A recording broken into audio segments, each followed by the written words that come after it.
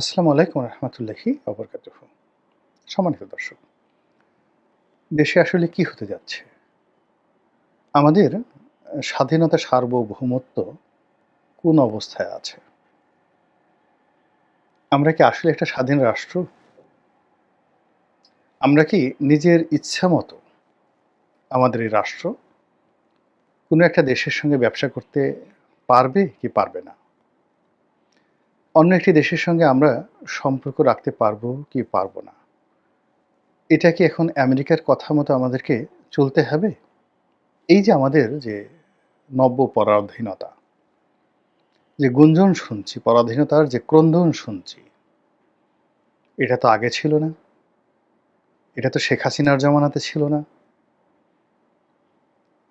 মার্কিন যুক্তরাষ্ট্রের president Joe Biden, সেও তো শেখ হাসিনাকে এইভাবে যে চীনের সাথে ব্যবসা করা যাবে না, এরকম একটা ট্রু শব্দ করতে পেরেছে।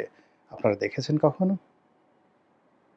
মার্কিন পররাষ্ট্রমন্ত্রী কখনো বাংলাদেশের পররাষ্ট্রমন্ত্রীকে টেলিফোন করে বলবে যে চীনের সাথে ব্যবসা করা যাবে না। আমাদেরকে সেন্ট মার্টিন দিতে হবে। আমাদের কথা মতো এটা করতে হবে। অথবা আমাদের এই প্রোডাক্ট নিতে হবে, দেশের এই কাজগুলো করতে হবে। না হলে তোমাদের সাথে ব্যবসা করব না। এই কথা ১৫ বছরে আমেরিকা বলতে সাহস পেয়েছে? শেখ হাসিনা যখন ১ম আসলো তখন তো ট্রাম্প ছিলেন। তখন তো ট্রাম্প অনেক পাগলামি করেছেন। কিন্তু পেরেছেন? কিন্তু এখন হচ্ছে কেন?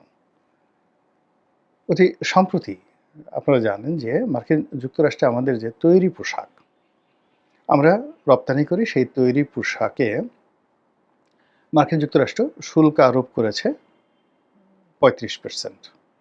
ভালো কথা। এতে আমাদের অসুবিধা কি? What is your problem? এই যে ৩৫% যে শুল্ক আরোপ করেছে, এই শুল্ক তারা কালেকশন করবে যারা মার্কিন আমদানিকারক তাদের কাছ থেকে। তাদের দেশের লোকেরা ট্যাক্স দেবে। আমাদের কি? আমরা আমাদের মাল বানাবো। মাল বানানোর পরে আমেরিকানরা প্রয়োজন হলে ভালো লাগলে নেবে, নাহলে নেবে না।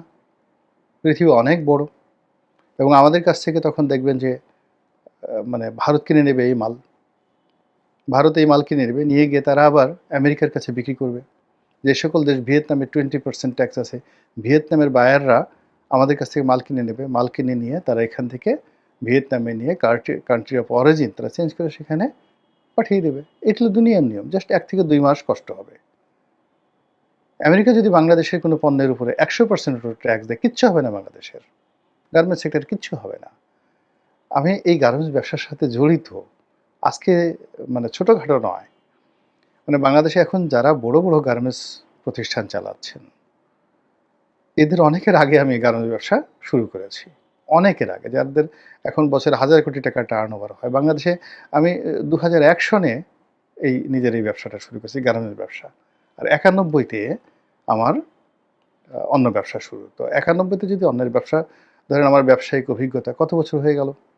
আর গার্মেন্টস যদি ধরেন ২০০১ থেকে, তাহলে তো প্রায় ২৫ বছর হয়ে গেল।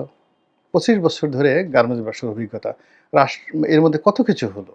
ইউরোপের সাথে কত হলো, আমেরিকার সাথে কত হলো, কত বায়ারের সাথে, আমেরিকাতে কত এক্সপোর্ট। এই আমেরিকার এক বায়ার আমার সাথে গন্ডগোল হলো। আমি বললাম যে, "না, 5% ডিসকাউন্ট তারা চাইলো।" আমি দিলাম না। আমি বললাম যে, "না, ওই মাল আমি $৫০,০০০ মাল আমেরিকাতে করে দিছি।" মানে জাস্ট আমেরিকা পুড়ায় দিছে বায়ার।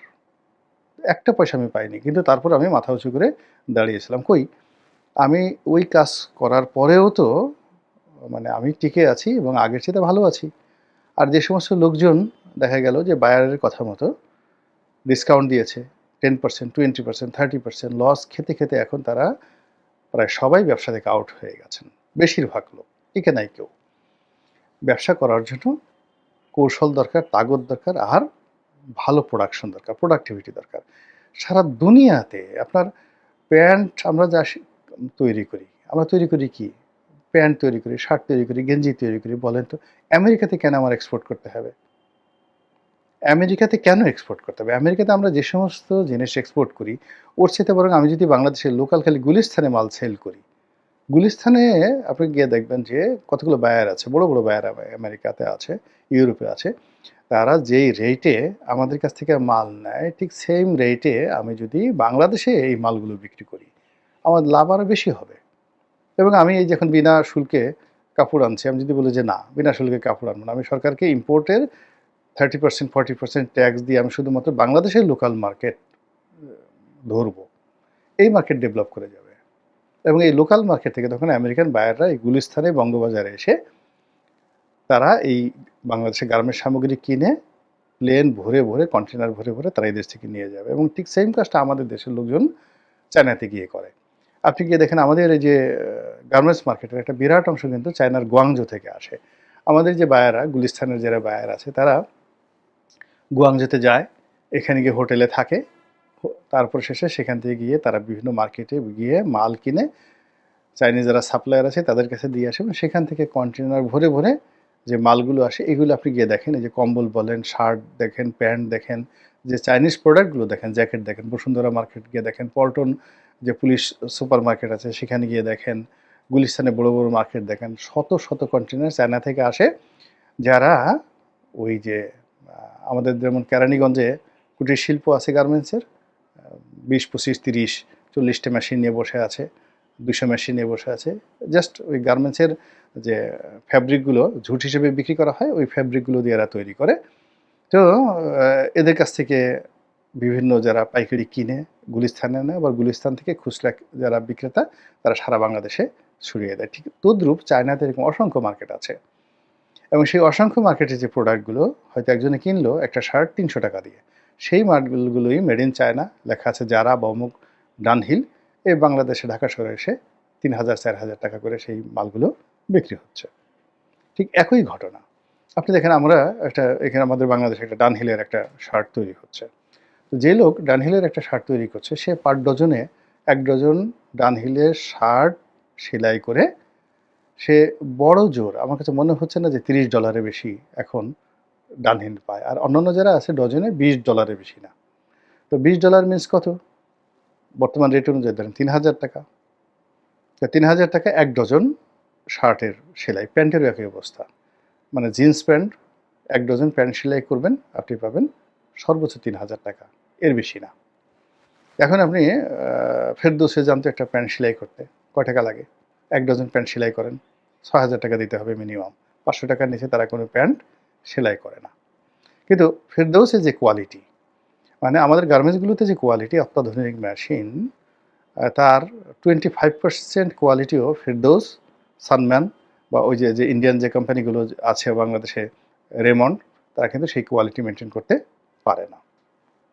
আমাদের গার্মেন্টসগুলো এত অত্যাধুনিক, তা আমরা সেগুলো আমেরিকাকে দিচ্ছি, দিয়ে আমেরিকাতে এই বাংলাদেশের মালগুলো ওয়ালমার্টে গিয়ে দেখেন, অন্য জায়গাতে গেলে পানির দামে বিক্রি হচ্ছে আর ফুটপাতে বিক্রি হচ্ছে। তো এই গার্মেন্টস ব্যবসায়ীরা যারা জানেন তাদের এই কথাগুলো খোলামেলা বলা উচিত এবং এই তাদেরকে ওসিলা করে, মানে এই গার্মেন্টস ব্যবসা ওসিলা করে গার্মেন্টসের উপরে আপনার মানে বন্দুক রেখে এই যে দেশটা যদি বিক্রি হয়ে যায়, স্বাধীনতা যদি সার্বভৌমত্ব না থাকে, যদি আমাদের চীন এর মতো একটা শক্তিশালী রাষ্ট্রকে আমরা শত্রু বানিয়ে ফেলি, আমরা দাঁড়িয়ে থাকতে পারবো না।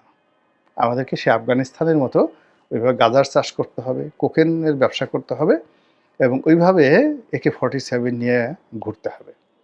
জাস্ট এটা আফগানিস্তান কিংবা এটা সিরিয়া কিংবা ধরুন একটা লিবিয়া। এই তো মানে আমেরিকা যেখানে আঙ্গুল বসিয়েছে, যেখানে হাত দিয়েছে, সেখানে এই অবস্থাই তৈরি হয়েছে। আল্লাহ আমাদের সবাইকে এই আমেরিকার কবল থেকে রক্ষা করুন। আসসালামু আলাইকুম ওয়া রাহমাতুল্লাহি ওয়া বারাকাতুহু।